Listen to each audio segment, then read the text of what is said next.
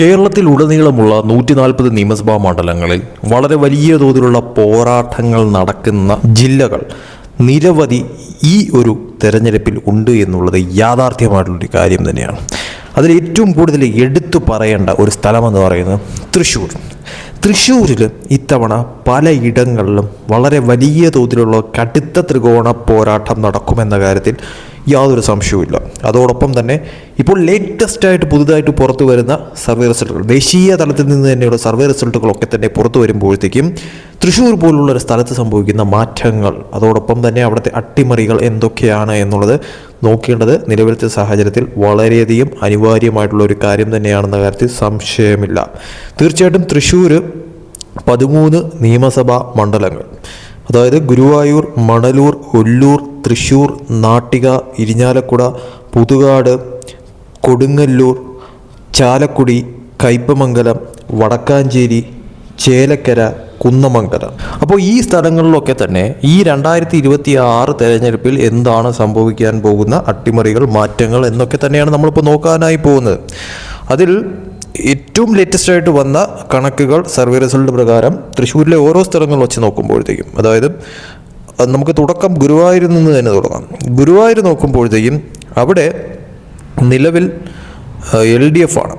തീർച്ചയായിട്ടും ഈ 2021 കണക്ക് നോക്കുമ്പോഴത്തേക്കും തൃശ്ശൂരിലെ ഈ ഒരു 13 നിയമസഭാ മണ്ഡലങ്ങളിൽ പലതിലും LDFിൻ്റെ തേരോട്ടമായിരുന്നു. അതായത് UDFിന് കാര്യമായിട്ടുള്ള മുന്നേറ്റമൊന്നും തന്നെ 2021 തൃശ്ശൂർ ഉണ്ടാക്കാൻ സാധിച്ചില്ല. LDFിൻ്റെ ഒരു വളരെ മികച്ച രീതിയിലുള്ള ഒരു തരംഗം തന്നെയായിരുന്നു ഭൂരിഭാഗം സീറ്റിലും എന്നുള്ളതാണ് എടുത്തു പറയുന്നത്. BJPക്കും കാര്യമായ ഒരു നേട്ടമൊന്നും തന്നെ തൃശ്ശൂർ 2021 ഉണ്ടാക്കാൻ സാധിച്ചിട്ടില്ലായിരുന്നു.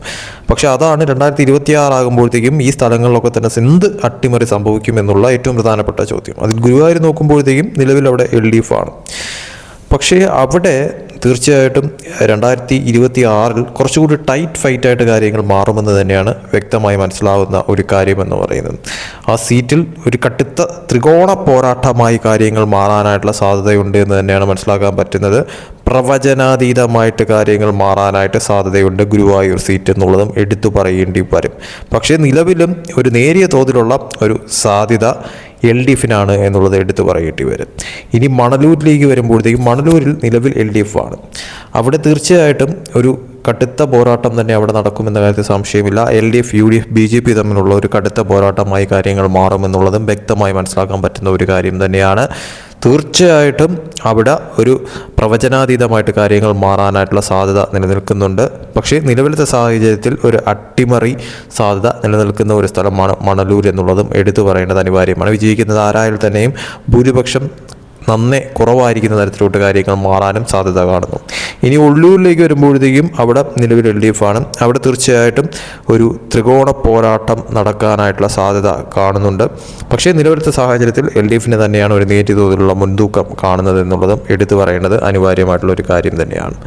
ഇനി നാട്ടികയിലേക്ക് വരുമ്പോഴത്തേക്കും നാട്ടികയിൽ നിലവിൽ LDF ആണ്. അവിടെ തീർച്ചയായിട്ടും ഒരു കടുത്ത പോരാട്ടം തന്നെ ഉണ്ടാകുമെന്ന കാര്യത്തിൽ സംശയമില്ല. അവിടെ BJPക്ക് വോട്ട് കൂടാനായിട്ടുള്ള സാധ്യതയാണ് കാണുന്നത്. LDFിന് വോട്ട് കുറയാനായിട്ടുള്ള സാധ്യത കാണുന്നു. UDFിനും വോട്ട് കൂടാനായിട്ടുള്ള സാധ്യത നിലവിലത്തെ സാഹചര്യത്തിൽ കാണുന്നുണ്ട്. പക്ഷേ എങ്കിൽ പോലും ഒരു നേരിയ തോതിലുള്ള മുൻതൂക്കം നിലവിലും LDFിന് തന്നെയാണ് അവിടെ കാണുന്നത് എന്ന കാര്യത്തിൽ സംശയമില്ല. ഇനി ഇരിഞ്ഞാലക്കുടയിലേക്ക് വരുമ്പോഴത്തേക്കും ഇരിഞ്ഞാലക്കുട തീർച്ചയായിട്ടും വലിയ തോതിലുള്ള മാറ്റങ്ങൾ സംഭവിക്കാനായിട്ടുള്ള സാധ്യതകൾ നിലനിൽക്കുന്നുണ്ട് നിലവിലത്തെ സാഹചര്യത്തിൽ എന്നുള്ളത് എടുത്തു പറയേണ്ടത് അനിവാര്യം തന്നെയാണ്.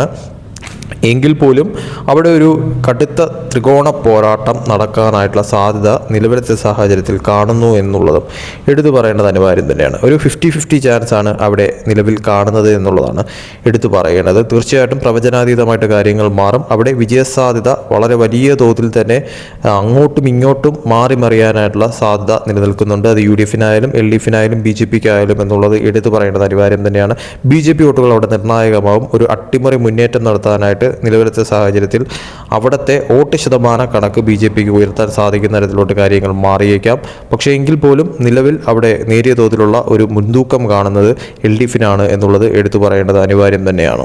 ഇനി പുതുകാടിലേക്ക് വരുമ്പോഴത്തേക്ക് പുതുകാട് അവിടെ തീർച്ചയായിട്ടും BJP LDF UDF പോരാട്ടമായി മാറും. അവിടെ LDFിനെ സംബന്ധിച്ചിടത്തോളം വോട്ട് കുറയാനായിട്ടുള്ള സാധ്യതയുണ്ട്, UDFിന് വോട്ട് കൂടാനായിട്ടുള്ള സാധ്യതയുണ്ട്, BJP വോട്ടുകളും കൂടാനായിട്ടുള്ള സാധ്യതയാണ് നിലവിലത്തെ സാഹചര്യത്തിൽ കാണുന്നത്. അവിടെയും ഒരു ടൈറ്റ് ഫൈറ്റായിട്ട് കാര്യങ്ങൾ മാറും. അതുമാത്രമല്ല ആ സീറ്റ് അട്ടിമറിക്കപ്പെടാനും സാധ്യത നിലനിൽക്കുന്നുണ്ട്. ഇനി കൊടുങ്ങല്ലൂരിലേക്ക് വരുമ്പോഴത്തേക്കും കൊടുങ്ങല്ലൂരിൽ അവിടെ ഒരു കടുത്ത പോരാട്ടമായി മാറുന്ന തരത്തിലോട്ട് കാര്യങ്ങൾ മാറും. അവിടെ BJP വോട്ടുകൾ നിർണായകമാകും. BJPക്ക് അത്യാവശ്യം നല്ലൊരു വോട്ട് ശതമാനമുള്ള ഒരു സ്ഥലം തന്നെയാണ്. ഇത്തവണ ഒരു ത്രികോണ പോരാട്ടമായിട്ട് തന്നെ കാര്യങ്ങൾ മാറാനുള്ള സാധ്യതയാണ് അവിടെ നിലനിൽക്കുന്നതെന്ന് പറയുന്നത്.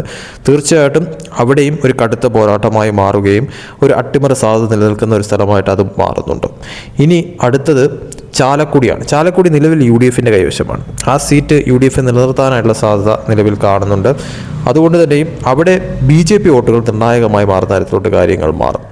കയ്പമംഗലത്തിലേക്ക് വരുമ്പോഴത്തേക്കും അവിടെ തീർച്ചയായിട്ടും ഒരു കടുത്ത പോരാട്ടമായി കാര്യങ്ങൾ മാറാനായിട്ടുള്ള സാധ്യതയുണ്ട്. പക്ഷേ ആ സീറ്റ് LDF നിലനിർത്താനായിട്ടുള്ള സാധ്യതയും കാണുന്നുണ്ട്. വടക്കാഞ്ചേരിയിലേക്ക് വരുമ്പോഴത്തേക്കും അത് നിലവിൽ LDFിൻ്റെ കൈവശമാണ്. ആ സീറ്റ് LDF നിലനിർത്താനായിട്ടുള്ള സാധ്യത കാണുന്നുണ്ട്. കുന്നംകുളത്തിലേക്ക് വരുമ്പോഴത്തേക്കും ആ സീറ്റ് LDFിൻ്റെ കൈവശമാണ്. ആ സീറ്റ് LDF നിലനിർത്താനായിട്ടുള്ള സാധ്യത കാണുന്നുണ്ട്. ഇനി ചേലക്കരയിലേക്ക് വരുമ്പോഴത്തേക്കും അത് നിലവിൽ LDFിൻ്റെ കൈവശമാണെങ്കിലും 2026 തെരഞ്ഞെടുപ്പിൽ വോട്ട് ശതമാനം കുറയാനുള്ള സാധ്യത LDFിന് അവിടെ നിലവിൽ കാണുന്നുണ്ട്. ഒരു അട്ടിമറിയിലേക്ക് കാര്യങ്ങൾ പോകുമോ എന്നുള്ളത് കണ്ടറിയേണ്ടത് അനിവാര്യം തന്നെയാണ്. പക്ഷേ വോട്ട് കുറയാനുള്ള സാധ്യത കാണുന്നു. BJP വോട്ടുകൾ വർദ്ധിക്കാനും UDF വോട്ടുകൾ വർദ്ധിക്കാനുമായിട്ടുള്ള സാധ്യത കാണുന്നുണ്ട്. പക്ഷേ നേരിയ തോതിലുള്ള മുൻതൂക്കം നിലവിലും LDFിന് കാണുന്നു എന്നുള്ളത് എടുത്തു പറയേണ്ടത് അനിവാര്യം തന്നെയാണ്. ഇനി ഏറ്റവും പ്രധാനപ്പെട്ട സ്ഥലം തൃശ്ശൂർ ഇത്തവണ എന്താണ് സംഭവിക്കാൻ പോകുന്നത്? തീർച്ചയായിട്ടും വളരെ വലിയ തോതിലുള്ള ത്രികോണ പോരാട്ടം നടക്കുന്ന ഒരു സ്ഥലം തൃശ്ശൂരാണ് എന്നുള്ളത് എടുത്തു പറയേണ്ടത് അനിവാര്യമാണ്. അത് UDF BJP അതോടൊപ്പം തന്നെ LDF തമ്മിലുള്ള കനത്ത പോരാട്ടമായിരിക്കും. വിജയിക്കുന്നത് ആരായാലും തന്നെ നേരിയ തോതിലുള്ള ഒരു ഭൂരിപക്ഷത്തിലായിരിക്കും വിജയിച്ച് കയറുന്നത് എന്ന കാര്യത്തിൽ സംശയമില്ല.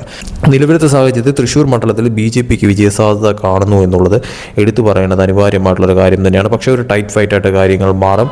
ഒരു അട്ടിമറി സാധ്യത നിലനിൽക്കുന്ന ഒരു സീറ്റായിട്ട്, അതായത് LDFിൻ്റെ കൈവശം ആ സീറ്റ് അട്ടിമറിക്കപ്പെടാനായിട്ടുള്ള സാധ്യത കാണുന്നുണ്ട്. UDFിന് വോട്ട് കൂടും, BJPക്ക് വോട്ട് കൂടും, LDFിന് വോട്ട് കുറയാനായിട്ടുള്ള സാധ്യതയാണ് കാണുന്നത്. അതിൽ BJPക്ക് നേരിയ തോതിലുള്ള ഒരു മുൻതൂക്കം തൃശ്ശൂർ നിലവിലത്തെ സാഹചര്യത്തിൽ കാണുന്നു എന്നുള്ളതും എടുത്തു പറയേണ്ടത് അനിവാര്യം തന്നെയാണ്. അങ്ങനെ മൊത്തത്തിൽ നോക്കുമ്പോഴത്തേക്കും 13 നിയമസഭാ മണ്ഡലങ്ങൾ.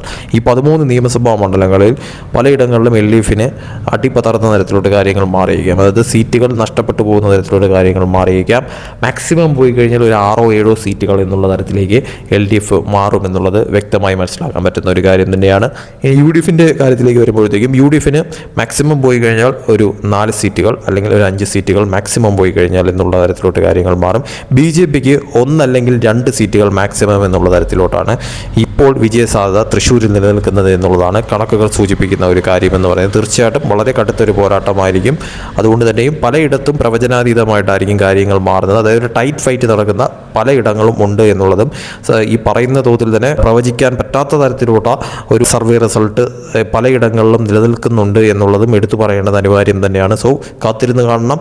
സർവേ റിസൾട്ടുകൾ പോലെ തന്നെ കാര്യങ്ങൾ മാറുമോ, LDFിന് അടിപതറുമോ, അതല്ല 2021 പോലെ തന്നെയുള്ള ഒരു വളരെ മികച്ച ഒരു മുന്നേറ്റം നടത്താനായിട്ട് തൃശ്ശൂർ പോലുള്ള സ്ഥലത്ത് സാധിക്കുമോ LDFിന്, അതല്ല UDFിൻ്റെ ഒരു മുന്നേറ്റം ഉണ്ടാകുമോ, BJPക്ക് അക്കൗണ്ട് തുറക്കാനായിട്ട് തൃശ്ശൂരിൽ നിന്ന് വീണ്ടും പാർലമെൻറ്റ് തെരഞ്ഞെടുപ്പിന് ശേഷം സാധിക്കുന്ന തരത്തിലോട്ട് കാര്യങ്ങൾ മാറുമോ എന്നുള്ളതും കണ്ടറിയേണ്ടത് അനിവാര്യമായിട്ടുള്ളൊരു കാര്യം തന്നെയാണ്.